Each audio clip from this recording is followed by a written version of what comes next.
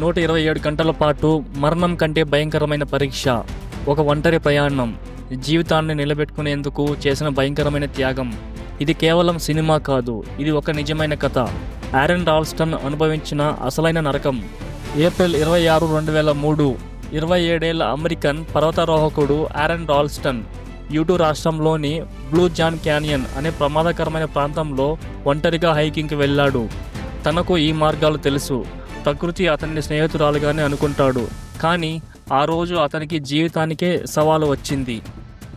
అతను నడుస్తూ ఒక నదిరాళ్ల గుండా వెళుతున్నప్పుడు అకస్మాత్తుగా ఒక భారీ రాయి అతని చేతిపై పడింది. ఒంటరిగా ఎవరూ కనబడకుండా, మొబైల్ సిగ్నల్ లేకుండా 1 రోజు, 2 రోజులు, 3 రోజులు అతను అక్కడే చిక్కుకుపోయాడు. తిన్న ఆహారం పూర్తిగా అయిపోయింది. నీరు మాత్రమే మిగిలింది. రాత్రి గడ్డగట్టే చలిలో, ఉదయం మండే ఎండలో అతను జీవించడానికి పోరాడుతున్నాడు. ఆ భీకరమైన క్షణం, ఆ రాయి అతని కుడి చేతిని నొక్కేసింది. తన శక్తినంతా ఉపయోగించి తీయాలని చూశాడు, కానీ లేదు. తన వెంట ఉన్న సాధనాలతో రాయిని విరగ్గొట్టాలని చూశాడు, కానీ ఫలితం లేదు. 127 గంటల తర్వాత అతనికి ఒక నిజం అర్థమైంది. ఈ రాయి కదలదు, కానీ నేను బతకాలంటే నా చేతిని నేనే కోయాలి. అతనికి సరైన కత్తి లేదు, ఒక చిన్నపాటి బ్లేడ్ మాత్రమే ఉంది. మొదట మాంసం కోయడం మొదలుపెట్టాడు, కానీ ఎముక తెగలేదు. దీంతో తన చేతిని తానే విరగ్గొట్టి చిన్నపాటి బ్లేడ్తో పూర్తిగా కోసుకున్నాడు.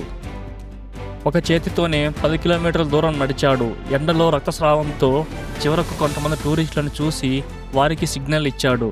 హెలికాప్టర్ రాగా అతన్ని ఆసుపత్రికి తరలించారు. అతను బతికాడు, కానీ తన కుడి చేయి కోల్పోయాడు. ఈ కథ ఆధారంగా 2010లో వచ్చిన 127 అవర్స్ సినిమా ఈ సంఘటనను అద్భుతంగా చూపించింది.